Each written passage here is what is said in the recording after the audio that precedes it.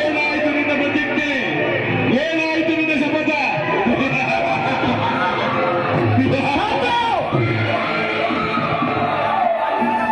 ಸಾಧು, ಈ ಸೌಬಲ ರಾಜಶಕುನಿಯ ಆಶ್ವಾಸನೆಗಳನ್ನೇ ಹಲ್ಲೆಗಳೆಯುತ್ತಿರುವ ಅಧಮ ಮರಳುಗಳೇ ಸದ್ದು.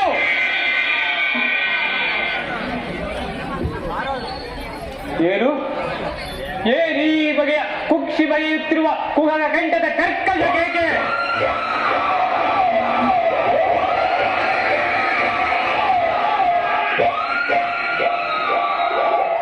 ಏನು ಈ ಅಗ್ನಿ ಜ್ವಾಲೆಯನ್ನೇ ಪ್ರಚೋದನೆಗೈಯುತ್ತಿರುವ ಪ್ರಚಂಡ ಮಾರ್ಗದ ಪ್ರಳಯ ತಾಂಡವ?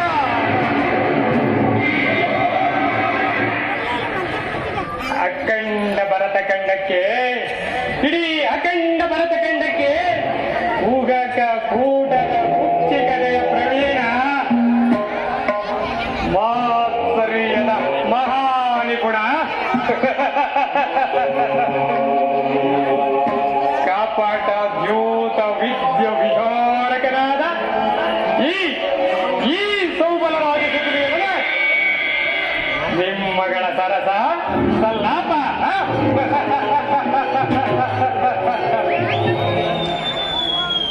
ಓ ನನ್ನ ಗಾಂಧಾರ ವಂಶಕ್ಕೆ ಕಾರಣಕರ್ತನಾದ ಧೂತ, ದುರ್ನೀತ, ದುರ್ಘಾತ, ದುರ್ಯೋಧನೆ, ಅಂದು ನಿರಪರಾಧಿಗಳು ನನ್ನ ಗಾಂಧಾರ ವಂಶೋದ್ಧಾರಕರು ಆದ ನನ್ನ 99 ಮಂದಿ ಹತಭಾಗ್ಯ ಸಹೋದರರು ನನ್ನನ್ನು, ನನ್ನ ಜನ್ಮದಾತನನ್ನು ಆ ನಿನ್ನ ಕಗ್ಗತ್ತಲೆ ಕಾರಾಗೃಹದಲ್ಲಿ ಬಂಧಿಸಿ ಅಂದು ನೀನು ನೀಡುತ್ತಿದ್ದ ಆ ಚಿತ್ರ ವಿಚಿತ್ರವಾದ ಶಿಕ್ಷೆಯನ್ನು ಸ್ಮರಿಸಿಕೊಂಡರೆ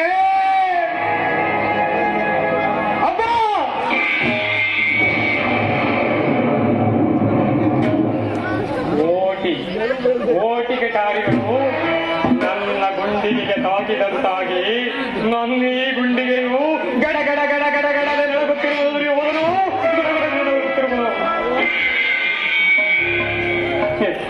ನನ್ನ ಈ ಕೈಕಾಲುಗಳು ನನ್ನ ನರನಾಡಿಗಳೆಲ್ಲ ರಕ್ತವೇ ಕುದಿಯುತ್ತಿರುವುದು ದುರ್ಯೋಧನ, ರಕ್ತವೇ ಕುದಿಯುತ್ತಿರುವುದು. ಭಕ್ತಿ ಹೋದ ನನ್ನ ಈ ದೇಹದಲ್ಲಿ ಸೇರಿನ ದ್ವೇಷ ಜ್ವಾಲೆಯು ಹತ್ತಿದ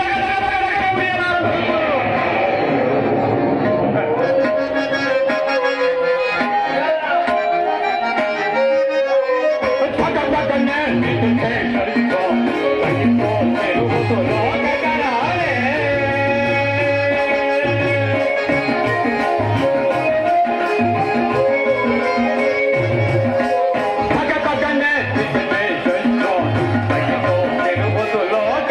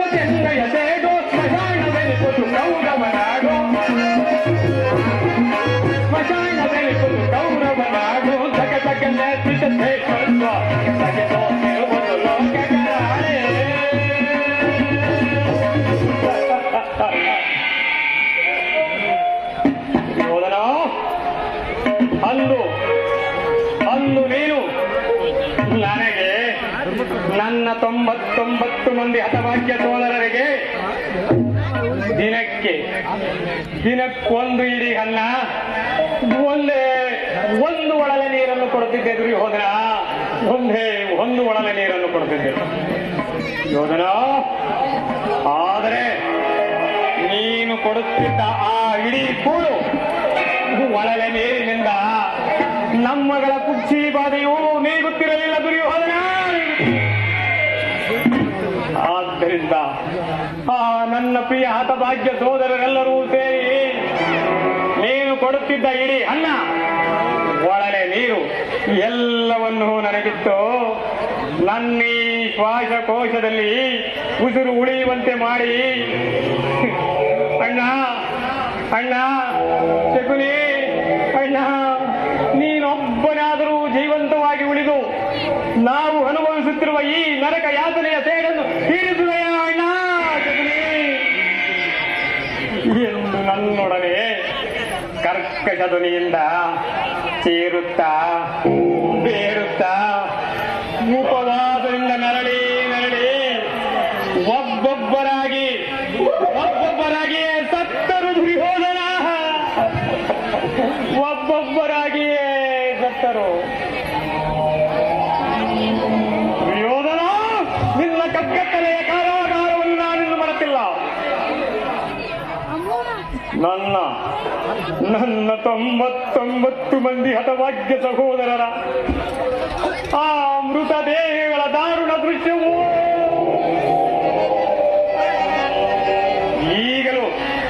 ಈಗಲೂ ನನ್ನ ಸ್ಮೃತಿ ಪಟಲದಿಂದ ಅಚ್ಚಳಿಯದೆ ಉಳಿದು ನಿರಂತರ ಬಡವಾಗ್ನಿ ಜ್ವಾಲೆಯಲ್ಲಿ ನೊಂದು ಬೆಂದು ಕುಂದಿ ಕುಜವಾಗುತ್ತಿರುವ ನನ್ನೀ ದೇಹವನ್ನು ಅಣುವಾಗಿ ಚಿತ್ರಿಸಿದರು, ತುಂಡಾಗಿ ತುಂಡರಿಸಿದರು. ಪ್ರತೀಕಾರಕ್ಕೆ ಪ್ರತೀಕಾರ, ಸೇಡಿಗೆ ಸೇಡು, ರಕ್ತಕ್ಕೆ ರಕ್ತ ಎನ್ನುವ ಮಾತ್ಸರ್ಯದ ಹೊರತಾಗಿ ಮತ್ಯಾವ ಆಸೆ ಆಕಾಂಕ್ಷೆಗಳು ನನ್ನನ್ನರಸಲ ಸಾಧ್ಯ ದುರ್ಯೋಧನ, ನನ್ನನ್ನರಸಲ ಸಾಧ್ಯ. ಅಳಬೇಡಿರೋ ನನ್ನ ಭಾಗ್ಯ ಸೋದರರೇ, ಅಳಬೇಡಿರೋ.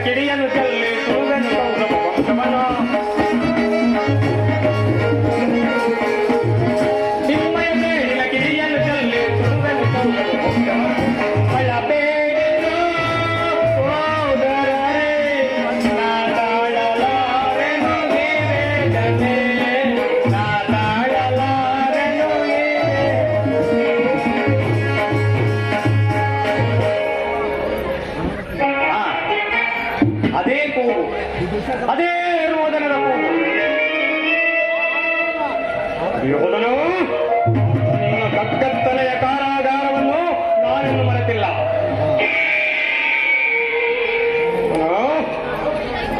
ದುಷ್ಟ ದುರ್ವಿಧಿಯ ಹಟ್ಟಹಾಸದಿಂದ ದುರುಕುತ್ತ ದುರುಳನಾಗಿ ಮೆರೆಯುತ್ತಿರುವ ದುರ್ಯೋಧನೆ,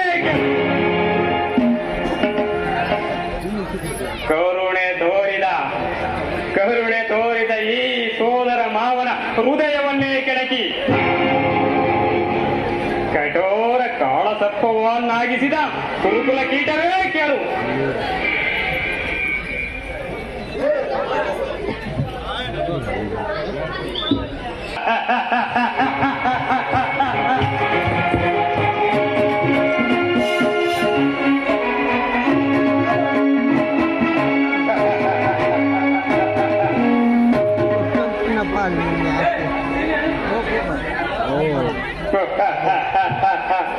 ದುರ್ಯೋಧನ, ನಾನು ಸಹ ನಿನ್ನಂತೆಯೇ ನನ್ನ ಹತಭಾಗ್ಯ 99 ಮಂದಿ ಸೋದರರನ್ನು ಒಳಗೊಂಡು ಏಕಚಕ್ರಾಧಿಪತ್ಯವನ್ನು ಸ್ಥಾಪಿಸಿ ಸಮಸ್ತ ಸಾಮಂತ ರಾಜರುಗಳಿಂದ ಓಲೈಸಿಕೊಂಡು ಸಾಮ್ರಾಟನಾಗಿ ಮಹಾ ಸಾಮ್ರಾಟನಾಗಿ ರಾಜ್ಯಭಾರ ಮಾಡಬಹುದಾಗಿತ್ತು. ಆದರೆ ಆ ನನ್ನ ಆಸೆ ಆಕಾಂಕ್ಷೆಗಳೆಲ್ಲ ಈ ನಿನ್ನ ಕುಟಿಲ ತಂತ್ರಗಳಿಗೆ ಸಿಲುಕಿ ಗಾಳಿಗೋಪುರವಾದುವುದು ಯೋಧನು. ಆದರೂ ಚಿಂತೆ ಇಲ್ಲ, ಮಿಂಚಿ ಹೋದ ಕಾರ್ಯಕ್ಕೆ ಚಿಂತಿಸಿ ಫಲವೇನು? ಗತಸ್ಮರಣೆಯಿಂದ ಭವಿಷ್ಯವು ಅಲಸ್ಯವಾಗುವುದೆಂಬ ಹಿರಿಯರ ನಾಡ್ನುಡಿಯನ್ನೇ ಅನುಸರಿಸಿ ಹಸ್ತಿನಾವತಿಯ ಮಣಿಮಕುಟ ರತ್ನ ಸಿಂಹಾಸನವನ್ನು ರಕ್ತದ ಕೋಣೆಯಲ್ಲಿಯೇ ಯೋಧನ, ನಿನ್ನ ಬಂಧು ಮಿತ್ರರು ಸಹಿತ ನಿನ್ನ ವಂಶವು ನಿರ್ವಂಶವಾಗುವುದನ್ನ ಅಷ್ಟು ಮಾತ್ರವಲ್ಲ ಸುಯೋಧನ, ನಿನ್ನ ಸತಿ ಭಾನುಮತಿಯು ಮಂಡೆಗೆದರಿ ಮುಂಡೆಯಾಗಿ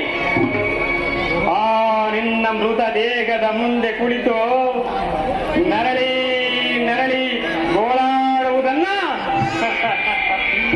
ಈ ಸೌಬಲ ರಾಜ ಶಕುನಿಯು ಇದೇ 2 ಕಣ್ಗಳಿಂದ ನೋಡಿ ಸಂತೋಷ ಪಡುವನು. ಅಷ್ಟಾಗದ ಹೊರತಾಗಿ ಬಲರಾಜ ಶಕುನಿಗೆ ಇನ್ನೆಲ್ಲಿಯ ಸೋಂತಿ ಯೋಧನ.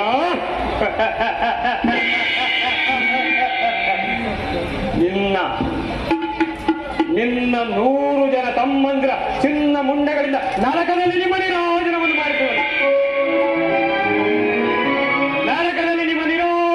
ಮಾಡಿಸುವನು. ಗೌರವೇಶ್ವರ, ನರಕದ ಭಯೋನಕ ಹಿಂಸೆಗಿಂತಲೂ ಕುರುಕ್ಷೇತ್ರದಲ್ಲಿ ಈ ಶಕುನಿಯಿಂದ ನಿನಗಾಗುವ ಹಿಂಸೆಯೇ ಭಯಾನಕವೆನಿಸುವುದು. ನೀನು ತಾಯಿಯ ಕಣ್ಣೀರಿನಿಂದ ತೊಯ್ದು ಗುರು ಹಿರಿಯರ ರಕ್ತದಿಂದ ಕಳಂಕಿತನಾಗಿ ಶೋಕದಿಂದ ತಗಿಸುತ್ತಾ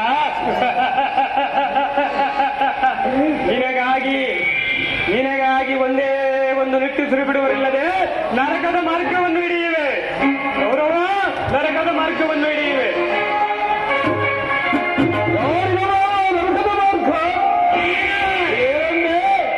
ಯೋಧನ, ನೀನಲ್ಲ ಆ ಗುರುಳ ಪಾಂಡವರು. ನಾನು ಮಾಡಿದುದು ಯುಕ್ತವೇ ಹೇಳಿಸುತ್ತೀನಿ. ಚಿಂತೆ ಏಕೆ ಗುರುರಾಜ? ಜಯದ್ರಥ ಬೃಹನ್ಮಾದಿಗಳು ನಿನ್ನ ಸಹಾಯಕ್ಕಾಗಿ ಸೈನ್ಯ ಸಮೇತರಾಗಿ ಹೊರಟರೆಂದು ಭೂತನು ಈ ದಿನ ಸಮಾಚಾರವನ್ನು ತಂದನಲ್ಲವೇ? ನಾನು ಅದಕ್ಕಾಗಿ ಚಿಂತಿಸುತ್ತಿಲ್ಲ ಮಾವ. ಈ ದುರ್ಯೋಧನ ಅಥವಾ ಶಿವನು 12 ತೋರ್ಪಗಳಿಂದ ಪಾಂಡವ ಸಮಸ್ತ ಸೈನ್ಯವನ್ನು ಧ್ವಂಸ ಮಾಡಬಲ್ಲ. ಆದರೆ ಈ ಗಾತಿಯಂತೆ ಸೋಲುತ್ತದಲ್ಲ, ಇದು ಉಚಿತವೇ ಮಾವ. ಯೋಧನ, ಕ್ಷತ್ರಿಯ ಜಾತಿಯ ಪರಮ ವೈರಿ. ಅವನ ಮಾತು ಪರಿಗ್ರಾಹ್ಯವಲ್ಲ. ಬಾಗಿಗೆ ಹೇಗೆ ಕಳಿಸಿದೆ ಮಾವ? ಅಣ್ಣ ದೊಡ್ಡ ಗೋಪಾಲನು ಅಸ್ತಿರಾವತಿಗೆ ಬಂದಿರುವನು. ಪ್ರಾತಃ ಕಾಲ ರಾಜಸಭೆಯಲ್ಲಿ ಸಂತಾನವನ್ನು ನಡೆಸುವಂತೆ ಅಣ್ಣ. ಅಷ್ಟೊಂದು ಅಪಮಾನವಣ್ಣ. ಏನು ಕೃಷ್ಣನ ಅಸ್ತಿರಾವತಿಗೆ ಬಂದಿರುವನು? ಓದು ಸಹೋದರ, ಅತಿ ಸತ್ಕಾರಕ್ಕೆ ಸಿದ್ಧನಾಗು.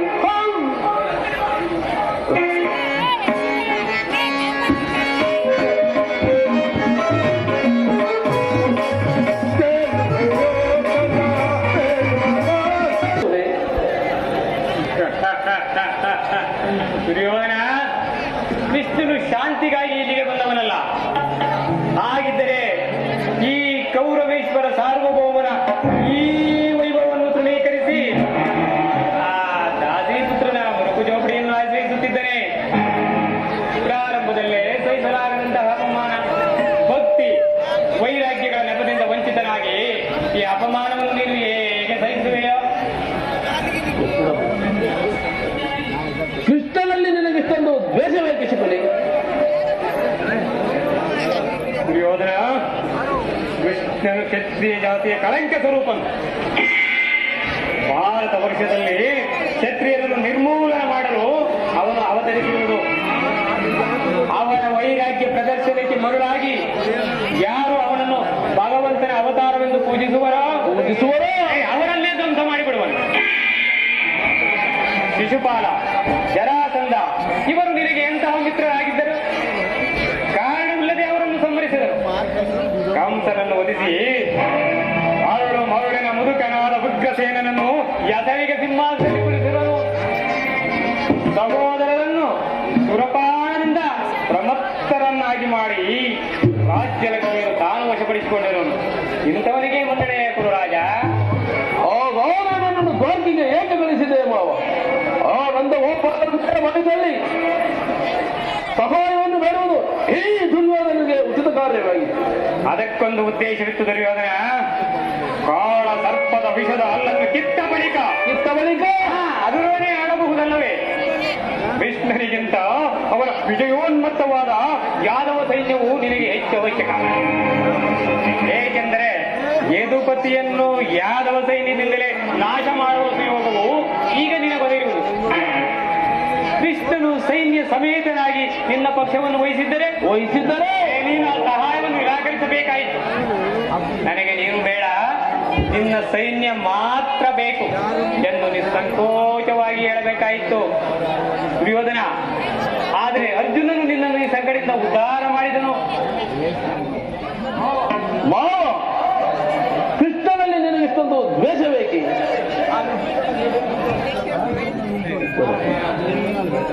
ಆದರೆ ಅವನ ಮೇಲೆ ದ್ವೇಷದಿಂದ ಬಡ ಪಾಂಡವರು ನೆನೆಸಬೇಕಾಗುವುದಲ್ಲ. ದುರ್ಯೋಧನ, ಅವರೆಲ್ಲರೂ ಕೃಷ್ಣನ ಆಜ್ಞಾಧಾರಕರು. ನೀನು ಸಂಧಾನಕ್ಕೆ ಸಮ್ಮತಿಸಿ ಪಾಂಡವರಿಗೆ ಆಶ್ರಯವನ್ನು ಕೊಟ್ಟೆಯಾದರೆ ನಿನ್ನ ವಿನಾಶಕ್ಕೆ ನೀನೇ ಕಾರಣನಾಗುವೆ. ಪಗಡೆಯಾಟದಲ್ಲಿ ಸೋತಾಗಲೇ ಅವರ ರಾಜ್ಯದ ಮೇಲಿದ್ದ ಹಕ್ಕು ನಷ್ಟವಾಯಿತು. ಪುನಃ ಅವರದು ಮುಂದುವರೆಂದರೇನು? ಕ್ಷತ್ರಿಯ ವೀರರಿಂದ ಅನುಭಕ್ತರಾದ ಈ ಕುರುಭೂಮಿಯ ರಾಜ್ಯಲಕ್ಷ್ಮಿಯನ್ನು ಭಿಕ್ಷಿಕರ ಯಾಜಲಾಂಜಲಿ ಇಡುವುದು ನಿನಗೆ ಉಚಿತವಲ್ಲ. ಪಾಂಡವರು ರಾಜ್ಯಕ್ಕಾಗಿ ಹಂಬಲಿಸುತ್ತಿದ್ದರೆ ರಣಕ್ಷೇತ್ರದಲ್ಲಿ ಸೆಣಸಿ ಮೇಲಿಂದ ಮೇಲೆ ಈ ದೈನ್ಯವೃತ್ತಿ ಯಾಕೆ ದೇಹಿ ಎಂದು ಸರಿಯಾಗಿ ಹೇಳಿದೆ ಸೋಮಲರಾಜ. ಪಾಂಡವರಿಗೆ ಯುದ್ಧದವರು ತಪ್ಪಿ ಪೂರ್ಣವೆಷ್ಟು ಉತ್ತರವನ್ನು ಕೊಡಲಾಗುವುದಿಲ್ಲ. ಅಷ್ಟು ಮಾತ್ರವಲ್ಲ ಸುಯೋಧನ, ಸಂಧಿಯ ನೆಪದಿಂದ ಬಾರಿಗೂ ಪ್ರತಿಷ್ಠೆಯನ್ನು ತೋರುತ್ತಿರುವ ಆ ಕೃಷ್ಣನಿಗೂ ತಕ್ಕ ಪ್ರಾಯಶ್ಚಿತ ಆಗಲೇಬೇಕು.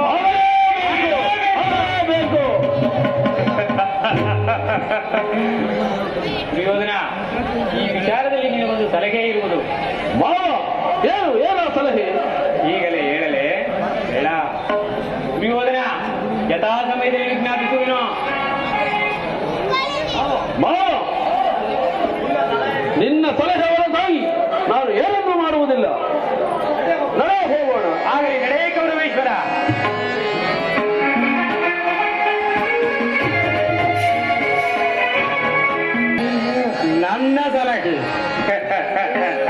ದುರ್ಯೋಧನ, ನನ್ನ ಸಲಹೆಯನ್ನೇ ಕೇಳುತ್ತಿರು, ನಿನ್ನನ್ನು ಸರಿಯಾದ ಮಾರ್ಗದಲ್ಲಿಯೇ ನಡೆಸುವೆನು. ದುರ್ಯೋಧನ, ಅಧಿಕಾರ ಮದದಿಂದ ಕೊಬ್ಬಿ ಮೆರೆಯುತ್ತಿರುವ ದುರ್ಯೋಧನನೇ, ಅಧಿಕಾರವಂತೆ ಅಧಿಕಾರ ಎಲ್ಲಿದೆಯೋ ನಿನ್ನ ಅಧಿಕಾರ? ಅಧಿಕಾರ ಅಧಿಕಾರ ಅಧಿಕಾರ ನನ್ನದೆಂದು ಕೊಬ್ಬಿ ಮೆರೆಯುವೆ. ಆ ಭೀಮನಿಗೆ ಬಲಿಯ ಕೊಟ್ಟು ನಾನು ನೋಡುವೆ, ನೀಚ ನಾನು ನೋಡುವೆ, ಪಾಪಿ ನಾನು ನೋಡುವೆ.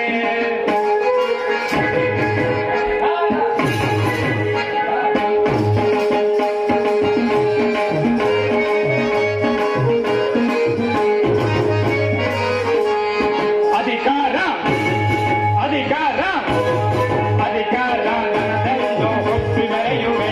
ಆ ಭೀಮನಿಗೆ ಬಲಿಯ ಕೊಟ್ಟು ನಾನು ನೋಡುವೆ, ನೀಚ ನಾನು ನೋಡುವೆ, ಪಾಪಿ ನಾನು ನೋಡುವೆ.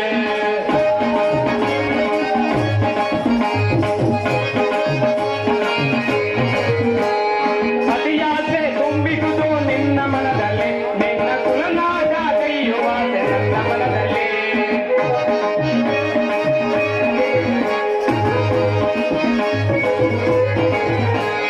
ಅತಿಯಾಸೆ ತುಂಬಿದುದು ನಿನ್ನ ಮನದಲ್ಲಿ, ನಿನ್ನ ಕುಲನಾಗ ಕೈಯುವ ನನ್ನ ಮನದಲ್ಲಿ. ಸರೆಯಾಳೋ ಮಾತಗಿದೆ ನಿನ್ನ ಮನದಲ್ಲಿ, ಸರೆಯಾಳೋ ಮಾತಗಿದೆ ನಿನ್ನ ಮನದಲ್ಲಿ. ನಿನ್ನ ಕೊಲೆ ಮಾಡೋ ಸಂಚುಗಿದೆ ನನ್ನ ಮನದಲ್ಲಿ, ನಿನ್ನ ಕೊಲೆ ಮಾಡೋ ಸಂಚುಗಿದೆ ನನ್ನ ಮನದಲ್ಲಿ. ಇದು ನನ್ನದು ತಪ್ಪ, ಇಲ್ಲ ನಿನ್ನದು ತಪ್ಪ, ಇದು ನನ್ನದು ತಪ್ಪ, ಇಲ್ಲ ನಿನ್ನದು ತಪ್ಪ. ನಮ್ಮಿಬ್ಬರನ್ನು ಸೃಷ್ಟಿಸಿದ ಬ್ರಹ್ಮನ ತಪ್ಪ, ಆ ಬ್ರಹ್ಮನ ತಪ್ಪ. ಅಧಿಕಾರ ಅಧಿಕಾರ ಅಧಿಕಾರ ನನ್ನದೆಂದು ಒಪ್ಪಿ ಮೆರೆಯುವೆ. ಆ ಭೀಮನಿಗೆ ಬಲಿಯ ಕೊಟ್ಟು ನಾನು ನೋಡುವೆ, ನೀಚ ನಾನು ನೋಡುವೆ, ಪಾಪಿ ನಾನು ನೋಡುವೆ.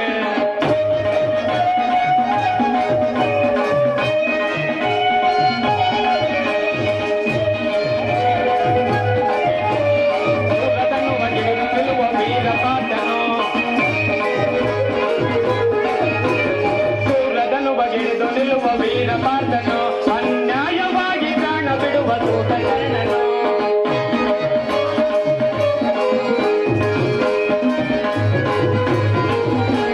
ಸೂರದನು ಬಗೆದು ನಿಲ್ಲುವ ವೀರಪಾತನು,